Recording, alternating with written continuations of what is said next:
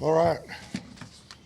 That was, obviously it's a hell of a job by the guys hanging in there. The Bears, they did a good job. They came out and as we thought they would. They put in a good fight. They do it every week. And that team fought hard. And, we turned the ball over 4 times. And, that's a hard way to live there, man. It's hard to get out of that hole. So, I was proud of the guys and the coaches. Nobody got frazzled. We knew if we could just get the ball back in our court, we'd get a stop, score, we could get some momentum back. But, man, that's what I was proud of. Pressure went up, our heart rate leveled out like we talk about. So it's a great job by a number of guys. Really, the whole team had a part in that. So, listen, it's a great win. Can you just speak to the resiliency of your quarterback who throws 3 interceptions and then just guys lay methodically down the field for the game? Yeah, I think it speaks volumes. He doesn't have his best game, but it's really when you needed him most in a 2-minute drive at the end of half, that was pretty big. And then at the end of the game, down 2 scores, that's when he's at his best in a game that he's not playing his best game. I think that speaks volumes. So here's what we know about Goff.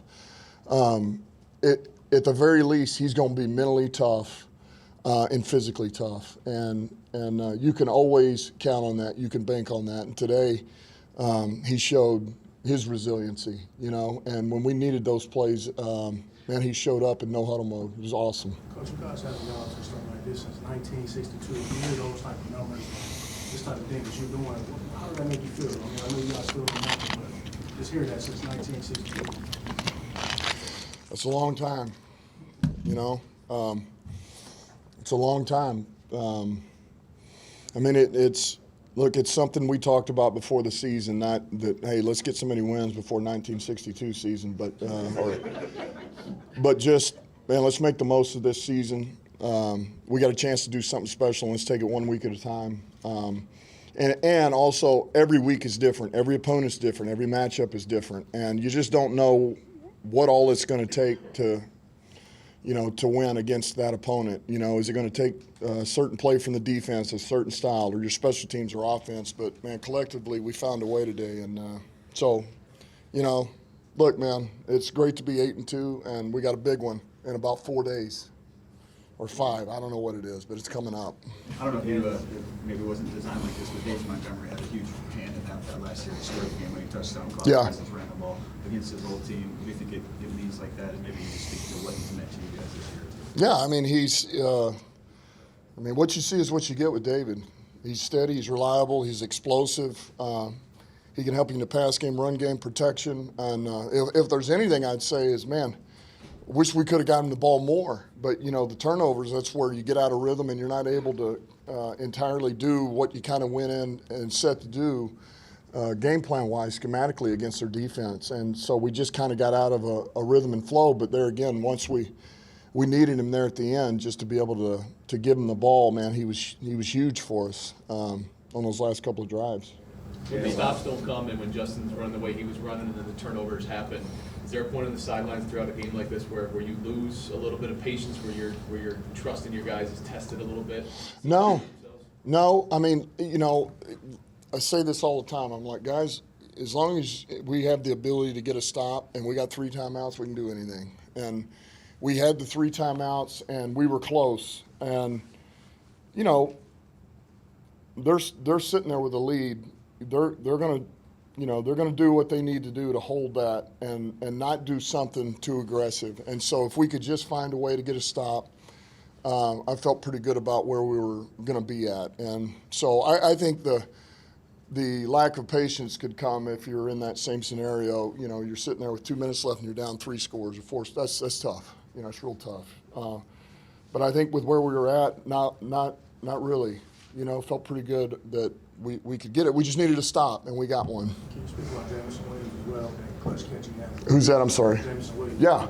Just the confidence to go to him that late in the game. Yeah. What have you been showing y'all over these few weeks that he's got back to get to this point today? Well, I think a little bit like what we talked about last week. He's, he's part of the herd. He's part of the herd. He's been accepted, and and the way he works and the way that, man, he goes and he blocks and he's starting to run some pretty good routes and he's making some catches. And there's a lot of guys that are beginning to trust him, you know, and that's been earned. No different than everybody else had to earn it, man. You got to, whoever you are, offensive lineman, receiver, back, man, you got to earn your right. And man, he's putting in the work. So that was good to see. It was a huge moment. That was a huge play, and he just keeps getting better and better and better.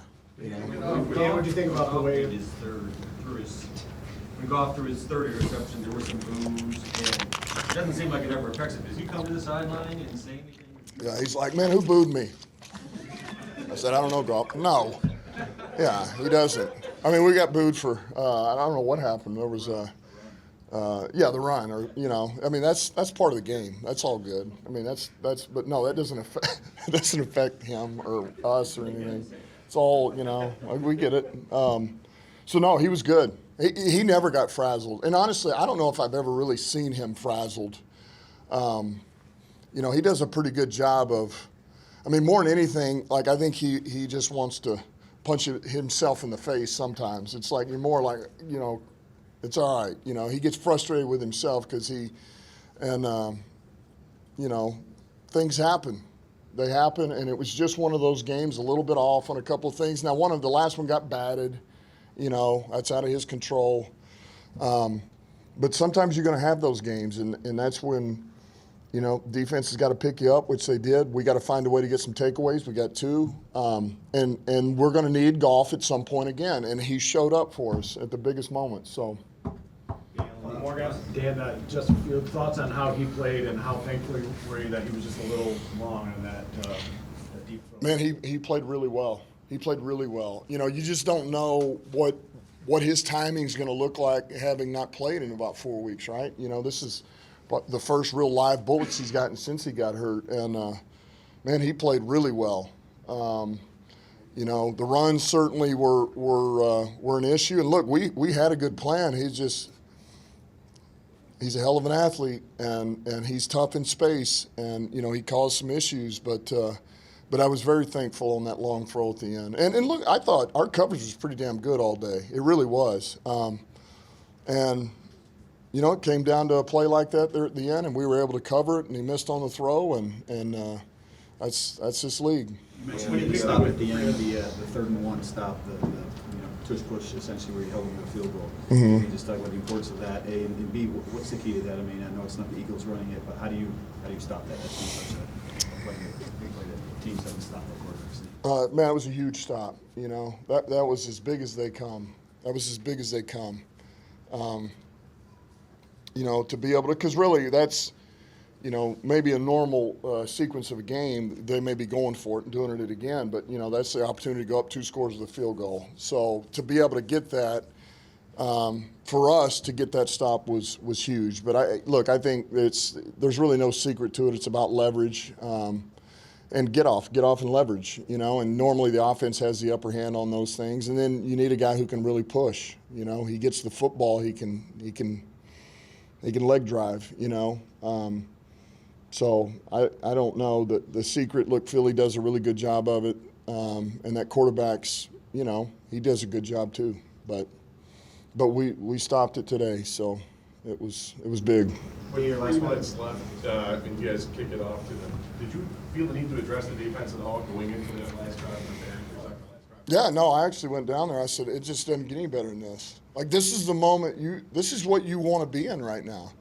Game on the line, you got a chance to make the big stop, man, to win this game. And Hutch goes out there and makes the sack fumble of his life for a safety. I mean, that to me those are the moments, man, we're built for. Like, that's how we have to think. And I mean, that was what it felt like when they took the field. Is, you know, this is why you play this game at this level, is for moments just like that.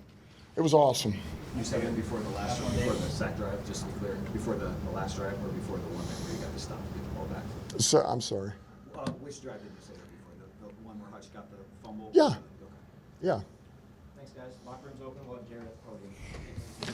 All right.